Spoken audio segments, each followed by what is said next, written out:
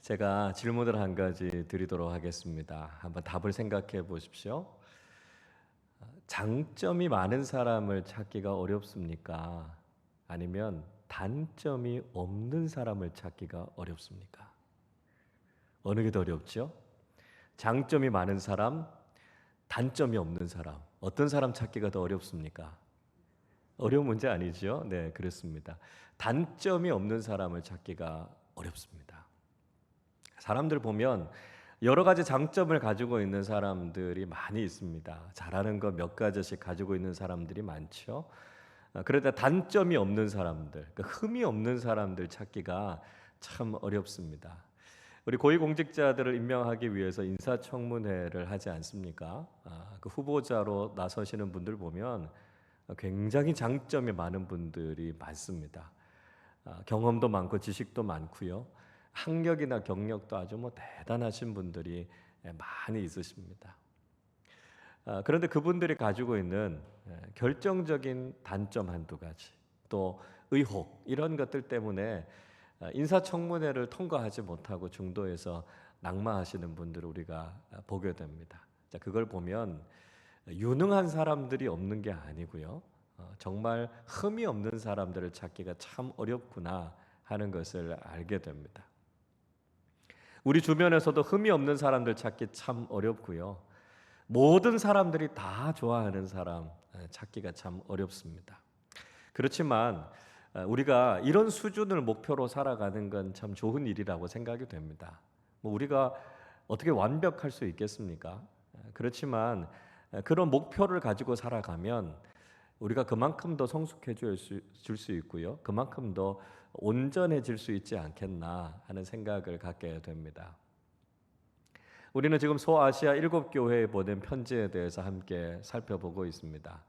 예수님께서 각 교회의 신앙생활의 모습들을 보시면서 칭찬도 하시고 책망도 하시고 이렇게 하셨는데요.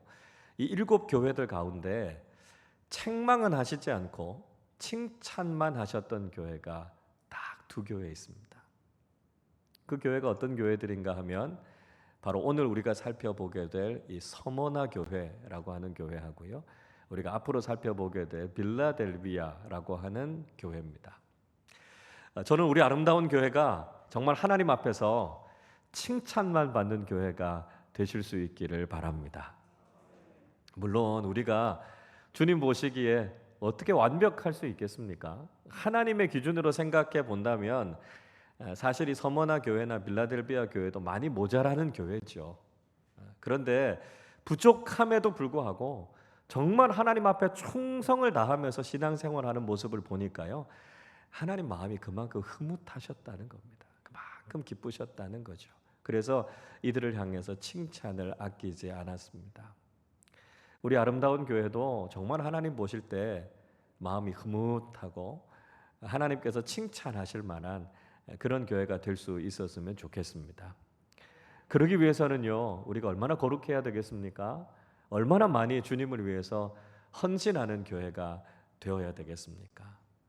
지금 이 정도 상태에서 우리가 만족하고 그냥 안주하고 있을 것이 아니라 정말 우리 교회는 주님께 책망받지 않고 주님께서 칭찬만 하실 수 있는 교회가 될 수 있도록 열심히 믿음 생활 잘 감당하실 수 있기를 바랍니다.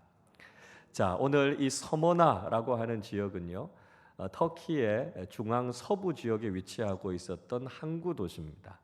오늘날의 지명으로는 이즈밀이라고 불리는 지역이죠. 이 도시는 지난주에 우리가 살펴봤던 에베소에서부터 북쪽으로 한 56km 정도 떨어져 있는 곳입니다. 항구 도시로 아주 부유한 도시였고요. 당시에 소아시아의 수도였던 버가모와 함께 아주 번영을 구가하고 있었던 그런 도시였습니다.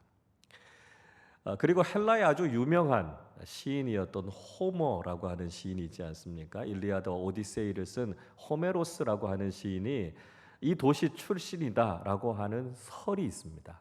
그래서 이 도시에 가면 이 호머의 기념관이 세워져 있습니다. 원래 헬라의 식민지로 주전 1000년경에 개발됐던 도시인데요. 주전 195년에는 로마 여신의 신전이 이 도시에 세워지기도 했고요. 또 주후 23년에는 로마의 황제였던 티베리우스를 섬기는 신전이 이 도시에 세워지기도 했습니다. 그러니까 이런 신전들 또 황제를 기리는 곳들이 세워질 수 있었다라고 하는 것은 그만큼 이 도시가 규모가 있고 아주 부유한 도시였다라고 하는 것을 우리가 짐작해 볼 수 있죠. 이 서머나 지역에 교회가 어떻게 세워지게 됐는가라고 하는 것은 자세하게 알려져 있는 바가 없습니다. 아마도 바울이 이 소아시아 지역에 전도 여행을 했을 때 그때 개척한 교회가 아닐까 이렇게 생각합니다. 근데 이 서머나라고 하는 도시가 아주 특징적인 게 있는데요. 여기 유대인들이 대거 이주해서 이 서머나라고 하는 도시에 살고 있었다라고 하는 것입니다. 우리가 아는 것처럼 주후 70년에 로마의 디도 장군이 예루살렘을 다 함락시키지 않습니까? 그래서 유대인들이 곳곳으로 흩어지게 되는데요. 특히 이 소아시아의 서머나라고 하는 도시에 많은 유대인들이 함께 모여와서 살게 됩니다. 그런데 이 유대인들이 로마 제국과 결탁해서 이 서머나 교회 교인들, 그리스도인들을 핍박하게 됩니다. 자, 이런 핍박이 많았던 상황이었지만 서머나 교회 교인들은 믿음을 아주 잘 지켰습니다. 특별히 서머나 교회의 초대 감독이었던 폴리캅과 많은 성도들은 정말 화형을 당하고 순교를 당하는 그 현장 속에서도 예수 그리스도를 향한 믿음을 잘 지켰다라고 알려져 있죠. 자, 오늘 그 서머나 교회를 향해서 주님께서 편지를 보내고 계십니다. 이 편지의 발신자 역시 부활하신 예수 그리스도시죠. 자, 오늘 본문 8절 말씀 우리 같이 한번 읽어보겠습니다. 서머나 교회의 사자에게 편지하라. 처음이며 마지막이요 죽었다가 살아나신 이가 이르시되. 서머나 교회에 편지를 보내고 있는 부활하신 예수 그리스도를 묘사하면서 이렇게 이야기합니다. 처음이요 마지막이 되시고 죽었다가 다시 살아나신 분이시다 말씀하고 있습니다. 처음과 마지막, 헬라어로는 알파와 오메가 이렇게 말하죠. 그리고 죽었다가 다시 살아났다는 것은 예수님의 부활을 이야기하고 있습니다. 이 편지를 보내고 계신 예수님께서 처음이 되심과 동시에 마지막이 되시고요, 부활하신 주님이 되신다라고 하는 것이 의미하는 게 뭘까요? 우리가 이런 주님을 믿고 있다라고 하는 것이 우리의 신앙생활 속에서 과연 어떤 의미를 가지는 것일까요? 여러분, 우리도 신앙생활 하다 보면 정말 모든 것이 끝나버릴 것 같은 상황을 만나게 되지 않습니까? 우리의 힘으로는, 우리의 능력으로는 극복할 수 없는 한계와 절망적인 상황들을 만나게 됩니다. 이제 이대로 끝나는구나, 이제 정말 죽는구나라고 하는 인생의 큰 위기를 만나게 될 수 있다는 거죠. 그러나 우리가 주님을 믿는다면, 우리가 주님을 믿는 믿음 안에 있다면 우리의 끝도 새로운 시작으로 바꾸시는 분이 바로 우리 주님 예수 그리스도시라는 것이죠. 정말 죽을 것 같은 절망 속에 빠져 있지만 그 절망에서부터 다시 살리시는 주님의 은혜를 경험하게 된다는 것입니다. 끝이라고 생각되는 상황을 우리가 만나게 될지라도, 우리 인생에 죽음과 같은 절망이 드리워진다 할지라도 끝을 시작으로 바꾸시는 주님, 그리고 부활하셔서 지금도 살아계시는 예수 그리스도와 함께 믿음의 길을 걸어가며 다시 믿음으로 일어서는 우리 모두가 되실 수 있기를 바랍니다. 자, 그 주님께서 서머나 교회의 신앙에 대해서 칭찬하셨습니다. 9절 말씀을 우리 같이 한번 읽어보겠습니다. 내가 내 환난과 궁핍을 알거니와 실상은 내가 부요한 자니라. 자칭 유대인이라 하는 자들의 비방도 알거니와 실상은 유대인이 아니요 사탄의 회당이라. 예수님께서는 서머나 교회의 환난과 궁핍에 대해서 잘 알고 있다 이렇게 말씀하셨습니다. 서머나 교회가요 굉장히 가난한 교회였습니다. 서머나라고 하는 도시는 굉장히 부유한 도시였지만 핍박받고 있었던 서머나의 그리스도인들은 너무너무 가난했습니다. 비록 그들이 경제적으로 가난하기는 했지만 그들은 영적으로는 부유했다는 것이죠. 그래서 예수님께서는 사실상 너희들은 부유한 사람들이다, 이렇게 주님께서 인정해 주셨습니다. 우리가 이후에 살펴보게 될 라오디게아라고 하는 교회가 있는데요. 이 교회는 굉장히 부자인 교회였습니다. 돈이 많은 교회였어요. 그러나 실제로 이 라오디게아 교회는 영적으로 헐벗은 교회다, 주님께서 그렇게 혹평하셨습니다. 그에 비해서 이 서머나 교회는 비록 가진 것은 없었지만 영적으로는 풍성하고 하나님의 은혜와 성령의 능력이 풍성하게 나타났던 교회가 바로 이 서머나 교회였다라고 하는 것이죠. 경제적으로는 가난하지만 영적으로는 부유했던 이 서머나 교회. 이 교회가 바로 오늘날 한국 교회가 회복해야 되는 모습이 아닌가 생각하게 됩니다. 초기 한국 교회는요, 굉장히 가난했습니다. 대부분의 그리스도인들 아주 낮은 계층의 사람들이었고요. 가난하고 어려운 사람들이 다 교회에 모였습니다. 그러나 영적으로는 굉장히 부유했죠. 놀라운 성령의 능력들이 나타나지 않았습니까?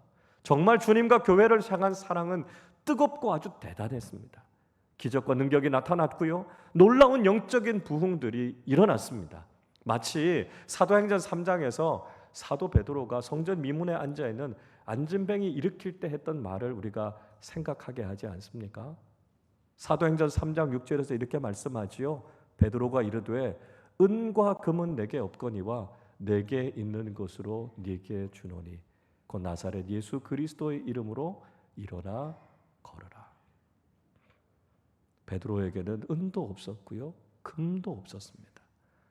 세상적으로 보면 정말 가난하기 그지없는 사람이 베드로였습니다. 그런데 그에게는 영적인 부요함이 있었어요. 무엇이 있었죠? 예수 그리스도의 이름에 능력이 있었습니다. 그 이름의 능력으로 안진뱅이를 일으켰고요, 병자들을 치유했고 놀라운 기적들을 일으켰습니다. 그런데 오늘날 교회는 어떻습니까? 오늘날 교회는 은도 있고 금도 있고요, 건물도 있고 사람들도 있습니다. 그러나 영적인 부유함을 다 잃어버렸습니다. 하나님의 능력이 나타나지 않고요, 세상을 깜짝 놀라게 할 만한 경이로운 주님의 능력들이 나타나지 않습니다. 사랑도 헌신도 순종도 다 사라져 버렸습니다. 우리가 비록 아무것도 가진 것은 없지만 영적으로 부요하고 풍성해서 주님 앞에 칭찬받는 믿음의 공동체가 되실 수 있기를 바랍니다. 또 예수님께서는 서머나 교회의 환난에 대해서 잘 알고 계신다, 이렇게 말씀하셨습니다. 무슨 말씀하시냐면 자칭 유대인들의 무리들이 서머나 교회를 핍박했다는 것이죠.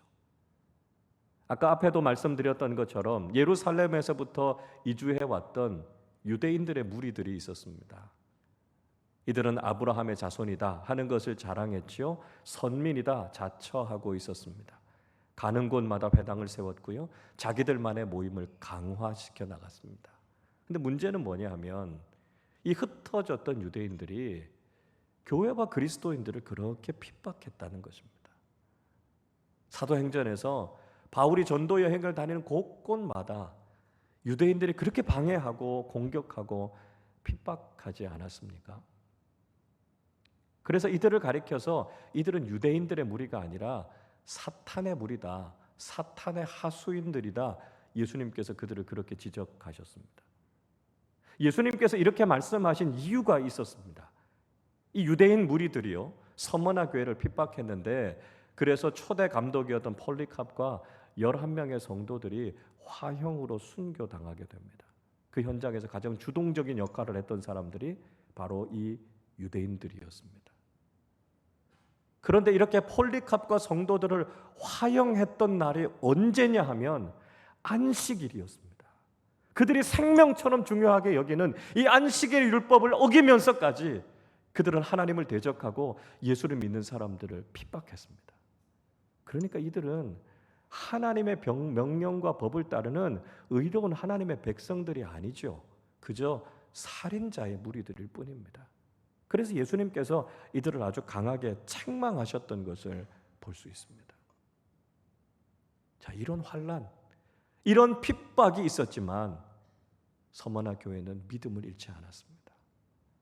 폴리카프와 많은 성도들은 가난으로 어려움을 겪을지라도, 또 많은 유대인의 무리들이 그들을 공격해 올지라도 절대로 주님을 향한 그들의 믿음과 정절을 잃지 않았습니다. 특별히 폴리카프이 순교했던 그 이야기는 우리가 들을 때마다 참 가슴이 찡해지죠. 박해가 있어서 폴리카프이 은신처에 숨어 있었습니다. 그런데 그 서머나 교회 교인 중에 한 젊은이가 고문을 견디다 못해서 결국 은신처를 발설하고 말았습니다. 그래서 폴리카프이 체포됐죠. 헤롯이라고 하는 이름의 치안감에 의해서 체포돼서 가면서 계속해서 회유를 당했습니다. 가이사를 주님으로 그리스도로 섬겨라, 하나님을 버리고 예수님을 부인해라, 이런 이야기들을 계속해서 듣게 됩니다. 그러나 폴리카프는 꿈쩍도 하지 않죠. 그래서 결국은 사형에 처해지게 됩니다. 화형을 당하기 위해서 원형 경기장으로 들어오는데 하늘에서부터 폴리카프에게 이런 음성이 들립니다. 오 폴리카프여, 강하고 담대하라. 강하고 담대하라. 주님의 음성이 들립니다. 아무리 그를 회유하려고 해도, 아무리 그리스도를 배반하게 하려고 해도 폴리카프는 눈 하나 깜짝하지 않습니다. 그리고 그는 이 유명한 이야기 남기지 않습니까? 내가 86년 동안 주님을 섬기면서 주님은 단 한 번도 나를 모른다고 말씀하신 적이 없는데 어떻게 내가 나의 왕, 나의 구주이신 예수 그리스도를 모른다고 부인할 수 있습니까? 이야기합니다. 그리고 당당하게 사형장으로 들어갑니다. 맹수의 위협 가운데서도, 화형으로 협박하는 가운데서도 그는 조금도 믿음 흔들리지 않고 순교의 길로 나아갑니다. 화형 당하기 전에 폴리카프는 마지막으로 하나님 앞에 이렇게 기도했습니다. 오 전능하신 주 하나님이여, 주의 사랑하는 아들 예수 그리스도의 아버지시여, 주께서 저를 오늘 이 시간을 위해 합당한 자로 여기시고 그리스도의 잔을 함께 마시고 수많은 주의 순교자들의 반열에 들어가게 해주시고 또한 성령의 능력으로 썩지 않고 영원한 생명의 부활을 기다리게 해주시니 참으로 감사하옵니다. 영원토록 신실하신 주께서 미리 예정하시고 저에게 보여주신 대로 오늘 저를 주 앞에 향기로운 제물로 받아 주옵소서.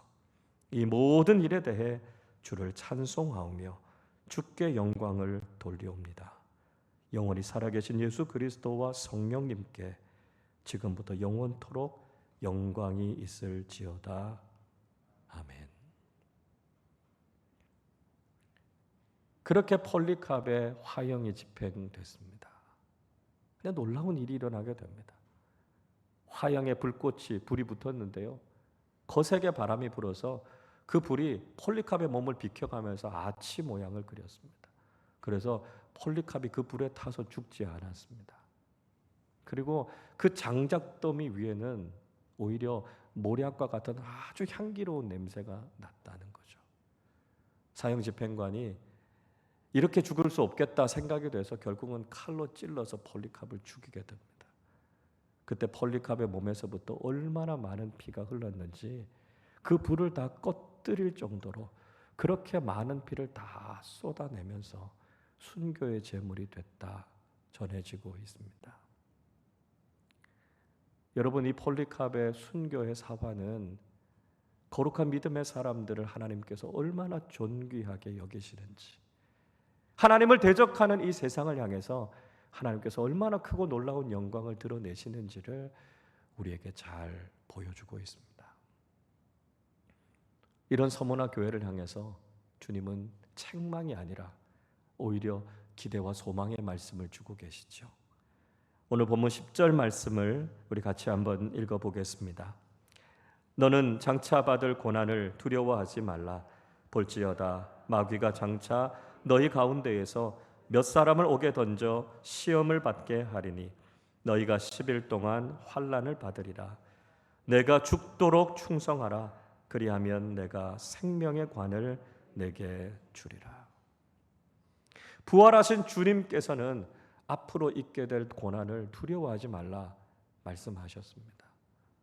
서머나 교회가 자칭 유대인의 무리들과 로마 제국에 의해서 핍박받았던 그 고난은 앞으로도 계속될 것이라는 것입니다. 믿음 지키며 살아갈 때 우리의 모든 삶이 그저 편안하고 좋은 삶이 아니라는 것이죠. 믿음을 지키며 살아가기 위해서 그 끔찍한 고난을 감당해내야 한다는 것입니다. 그러나 그 고난 앞에서도 결코 두려워하지 말라고 우리 주님께서 격려하고 계십니다. 그런데 그 고난에는 특징이 있습니다. 예수님께서는 마귀가 몇몇 그리스도인들을 옥에 가두고 10일 동안 시험할 것이다 말씀하셨습니다. 이 10일이 의미하는 것이 무엇일까요? 성경학자들은 이 10일이 로마의 10명의 황제들을 상징한다 이렇게 설명하고 있습니다. 그리스도인들에 대한 10대 박해가 있지 않았습니까? 그러니까 상당히 긴 시간 동안 로마 제국의 그리스도인 박해는 계속될 것이다 라고 하는 말씀입니다. 그러나 중요한 것은 그 고난은 영원하지 않다는 것입니다. 끝이 있다는 것이지요. 유효 기간이 있다는 것입니다. 고난이 도무지 끝나지 않을 것처럼 보일지라도, 그것이 아무리 무겁고 힘들지라도 그 고난 반드시 끝난다는 것입니다. 그래서 잠시 있는 그 고난 때문에 낙심하거나 포기하지 말고 영원한 하나님 나라를 바라보면서 인내하라는 것이죠. 그래서 주님께서는 다시 한번 죽도록 충성하라고 격려하셨습니다. 이 믿음 지키기 위해서는 생명을 거는 각오가 있어야 한다는 것입니다. 생명을 걸고 끝까지 믿음을 지키고 충성한 사람들에게 하나님 나라의 영원한 상급, 생명의 면류관을 주시겠다 주님께서 약속하고 계신 것이죠. 여러분, 우리가 이 시대를 믿음으로 살아갈 때 우리의 삶 속에도 분명히 고난이 있을 것입니다. 믿음을 가지고 살아간다는 것은 이 세상에서 아무 고난도 없고 아무 어려움도 없다는 것을 의미하지 않습니다. 오히려 악한 세상 속에서 믿음을 지키며 거룩한 그리스도인으로 살아가려고 하면 우리는 반드시 고난을 만나게 됩니다. 때로는 아주 심각한 고난 때문에 힘겹고 어려운 믿음의 길을 걸어가야 될 수도 있다는 것입니다. 그러나 여러분, 그 고난은 그렇게 길지 않습니다. 그 고난은 영원하지 않다는 거죠. 예수님께서는 10일이라고 못 박으셨습니다. 구체적으로 그 기간이 얼마나 길지 알 수 없지만 분명한 것은 끝이 있다는 것입니다. 끝까지 우리에게 인내할 것을 말씀하고 계십니다. 그리고 우리에게 죽도록 충성하라 말씀하지요. 믿음을 지키기 위해서 우리의 생명을 내놓는 헌신이 있어야 한다는 것입니다. 목사로서 이런 말씀 드리기가 사실 참 죄송하고 송구스럽습니다. 우리가 믿음의 길을 걸어갈 때 늘 좋은 일만 있을 것이라고, 늘 기쁘고 평안한 일만 있을 것이라고 말씀드리고 싶습니다. 그러나 그건 진실이 아닙니다. 우리가 믿음을 지키면서 이 땅을 살아가야 할 때 우리는 세상의 다른 사람들보다 더 많은 고난을 겪을 수 있습니다. 믿음 끝까지 지키기 위해서 우리는 충성을 다해야 하고요, 생명을 걸고 끝까지 이 길을 걸어가야 합니다. 그러나 우리가 결코 낙심하지 않고 포기하지 않고 끝까지 그 길을 걸어갈 때 주님께서 우리에게 약속해 주신 생명의 면류관을 누리게 될 줄로 믿습니다. 이제 곧 이 어려움들은 끝이 납니다. 고난의 끝에 주님께서 우리에게 주시는 그 놀라운 하나님 나라의 상급을 바라보며 인내하며 충성을 다하는 믿음의 사람들이 되실 수 있기를 바랍니다. 우리 주님께서는 마지막으로 서머나 교회를 향해서 약속의 말씀 주고 계십니다. 11절 말씀 우리 같이 읽어보겠습니다. 귀 있는 자는 성령이 교회들에게 하시는 말씀을 들을지어다. 이기는 자는 둘째 사망의 해를 받지 아니하리라. 예수님께서 무슨 약속해 주고 계십니까? 이기는 자에게는 둘째 사망의 해가 미치지 않을 것이다 말씀하고 있습니다. 둘째 사망이 의미하는 것이 무엇일까요? 죄인인 인간은 누구나 한번 육신의 죽음을 경험하게 됩니다. 그러나 그 육신의 죽음 이후에 어떤 사람들은 부활의 영광을 경험하고 영원한 생명을 누리는가 하면 어떤 사람은 영원한 형벌, 영원한 지옥에 빠지게 되는 사람들이 있다는 것이죠. 요한계시록 20장 6절은 이렇게 말씀합니다. 이 첫째 부활에 참여하는 자들은 복이 있고 거룩하도다. 둘째 사망이 그들을 다스리는 권세가 없고 도리어 그들이 하나님과 그리스도의 제사장이 되어 1000년 동안 그리스도와 더불어 왕노릇하리라. 분명히 모든 사람이 다 육신의 죽음을 경험합니다. 그러나 예수 그리스도를 구주로 믿고 믿음의 삶을 살았던 사람들은 부활의 영광에 참여하게 된다는 것이죠. 그래서 영원한 사망이 아니라 주님께서 주시는 영생을 누리게 된다는 것입니다. 둘째 사망은 영원한 형벌이고요, 영원한 사망입니다. 그러나 믿음으로 이기고 끝까지 그 믿음을 지키면 다시는 죽음이 없고 고통이 없는 하나님 나라의 영원한 생명을 누리게 된다는 것이죠. 이것이 죽도록 충성하며 믿음으로 승리하는 사람들에게 주시는 하나님의 놀라운 약속입니다. 자, 이렇게 말씀을 드리면 혹시 이렇게 생각하시는 분들이 있을 수도 있습니다. 목사님, 그게 답니까? 영생을 누리는 거 당연한 거 아닙니까? 이렇게 충성을 다하고 이렇게 고난을 견디고 믿음의 길을 끝까지 걸어가면 또 다른 복을 주시겠다고 말씀하셔야 되는 거 아닙니까? 세상에서 다른 사람들보다 더 부자가 된다거나 아니면 다른 사람들이 누리지 못한 더 큰 성공을 얻는다거나 다른 사람들이 얻지 못한 부귀 영화를 누리는 뭐 이런 다른 약속이 있어야 되는 거 아닙니까? 여러분 생각은 어떠십니까?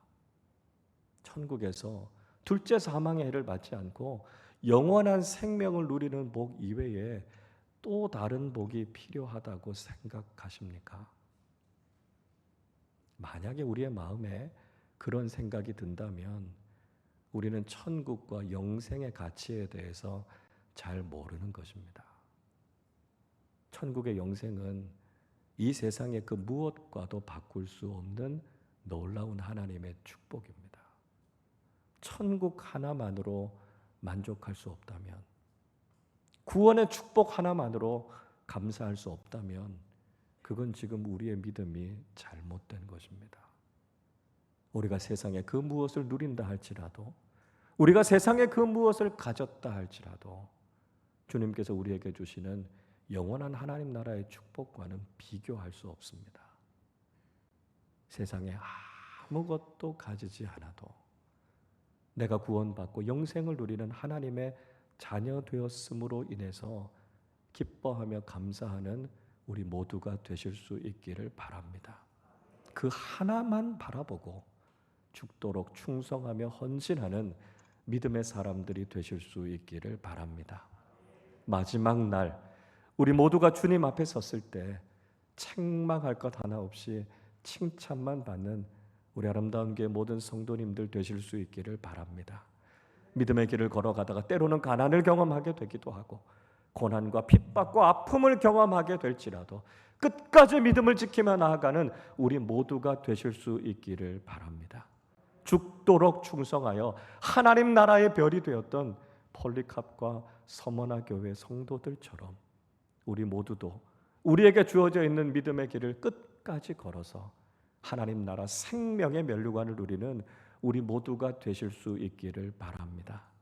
고난과 십자가를 넘어 우리에게 주실 부활과 영생의 축복을 바라보며 끝까지 믿음으로 승리하는 우리 모두가 되시기를 주님의 이름으로 축원합니다.